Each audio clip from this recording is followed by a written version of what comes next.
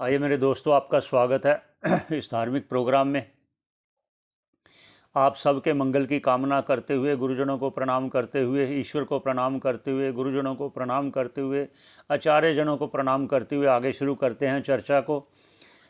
उस परमात्मा के स्वरूप का वर्णन हो रहा है, उस आत्मा का वर्णन हो रहा है। आइए हम सब मिलकर श्रवण करते हैं क्या कहते हैं आगे भाष्यकार जी।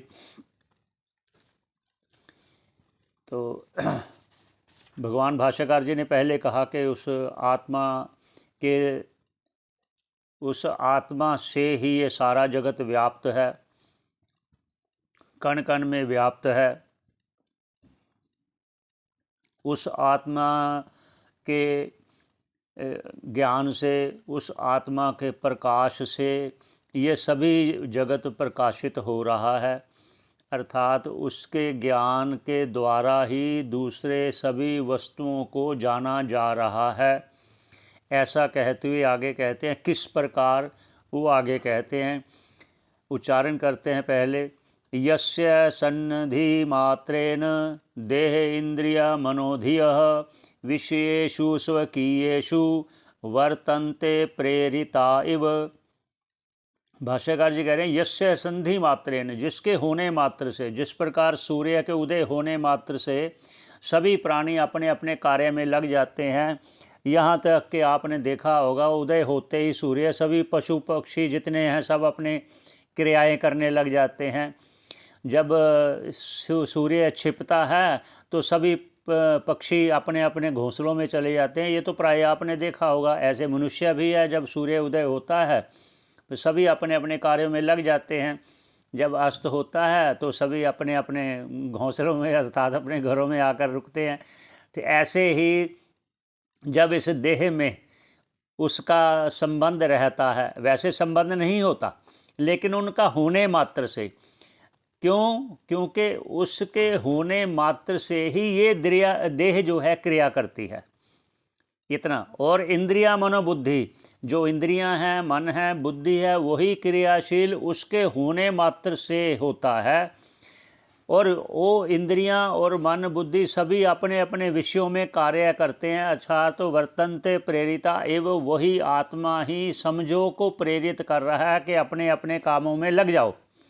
जिस प्रकार एक मालिक के होने मात्र से सभी जो लेबर है काम करती है, ऐसा। और उसके आगे और क्या कहते हैं कि उस आत्म तत्व को, उस परमात्म तत्व को आप इस प्रकार भी जानो। कैसे? एशो अंतर आत्मा पुरुष है पुराणो। एशो, यह जो आत्मा है, ये जो परमात्मा है, अंतरात्मा, अंतरात्मा ये 5 कोशों के अंदर स्थित है। स्थित है का अर्थात है हर जगह, लेकिन एक माया के कारण उसका एक तादात्म्य हो गया है। फल भुगवाने के लिए जो जीव ने कर्म किए पूर्व में, और उसके पुण्य कर्मों के प्रताप से उसको ज्ञान हो जाए, उसमें भी वो जीव प्रयत्नरत रहता है इस जन्म मरण से छूटने के लिए, इस भाव सागर से छूटने के लिए। सिर्फ वही प्रयत्नरत रहता है जिसके पुण्य कर्म उदय हो चुके हैं फल देने के लिए। उसको फल कौन सा? मोक्ष फल। आगे कहते वो प्राण, वो पुरुष, वो परमात्मा पुराणों सनातन है, अर्थात वो नित्य है, निरंतर है। नित्य है, निरंतर है, अर्थात कोई ऐसी जगह नहीं है जिसका जहाँ वो नहीं है। निरंतर अखंड सुख अनुभूति, वो निरंतर भी है और सुख का अनुभव हमें अगर कुछ भी विषय में होता है वो उसी का अनुभव है, उसी सुख का। उस सुख का जिस प्रकार जागृत में हम विषयों में अब हम सुख देखते हैं तो विषय में नहीं है। अगर विषय में होता तो सुषुप्ति में कोई विषय नहीं होता, गाढ़ निद्रा में कोई वस्तु नहीं होती। वो अकेला एक ही निरंतर जो अखंड सुख है, अखंड एक रस है, वो अनुभव होता है। उसी को अनुभव करने के लिए ये यहाँ जागृत में हमें प्रयासरत रहना है। निरंतर अखंड, जो अखंड अर्थात जो खंडित नहीं होता, अर्थात जो सुख निरंतर रहता है। तो फिर यहाँ दुख क्यों होता है? वो भोग के कारण, जो कर्मों का भोग है वो भोगना है, उसके कारण हमें वो दुख क्यों, हम उसको प्रतिकूल मान बैठते हैं, इसलिए वो दुख होता है। आगे कहेंगे सद एक रूपम, वो सत है, सत अर्थात निरंतर नित्य, अर्थात जो पहले भी था अब भी है आगे भी रहेगा, वह सत जो कभी अभाव को नहीं प्राप्त होता, वो सत्य जिस प्रकार जागृत में भी है, स्वप्न में भी है, सुषुप्ति में भी है, ऐसे देह त्याग के बाद भी वो आत्मा, वो परमात्मा नित्य रहता है।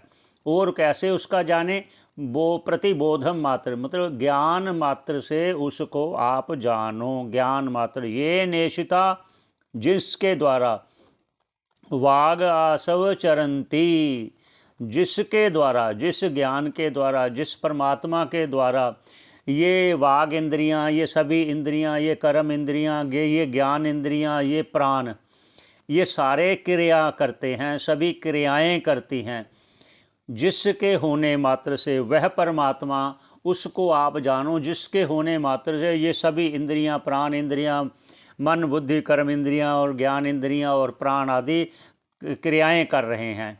आगे क्या कहते हैं, ना जायते नो म्रियते ना वर्धते ना क्षीयते नो विकरोति नित्यः विलीयमाने अपि वपुष्य मुष्मिन न लीयते कुंभ इव अंबरम स्वयं।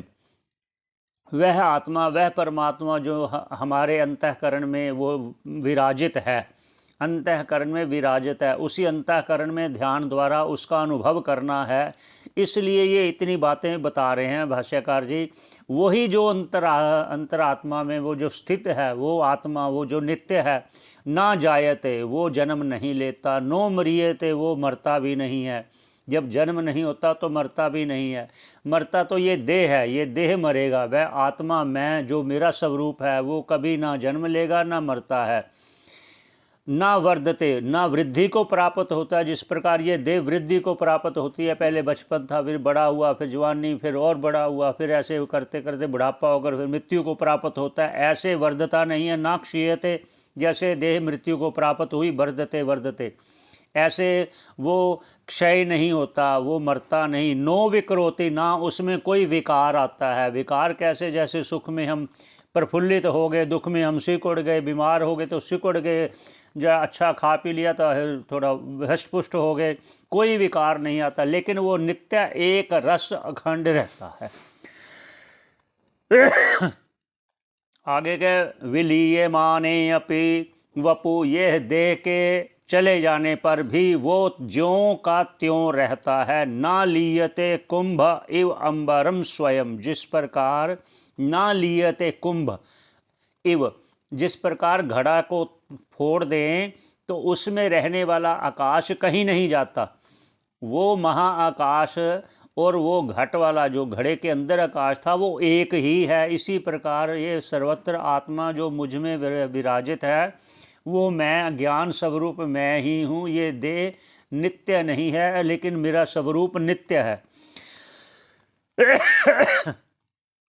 इस प्रकार भाष्यकार जी हमें समझा रहे हैं कि ये परमात्मा का स्वरूप, आत्मा का स्वरूप है। और भी क्या कहते हैं,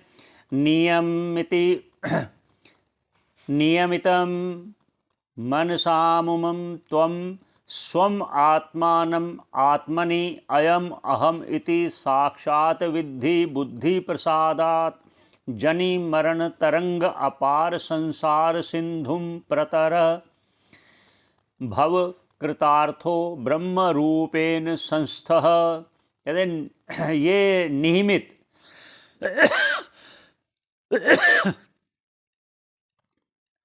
इस आत्मा को तुम स्वम आत्मानम आत्मनि, अपने अंतःकरण में, शुद्ध अंतःकरण में बुद्धि के द्वारा, शुद्ध बुद्धि के द्वारा इस आत्म तत्व को, अयम इस आत्म तत्व को साक्षात विद्धि बुद्धि प्रसादात, तू राग द्वेष रहित बुद्धि से, जो शुद्ध बुद्धि है, शुद्ध अंतःकरण, शुद्ध मन के द्वारा उसको अहम इस रूप से आप जानो, विद्धि जानो।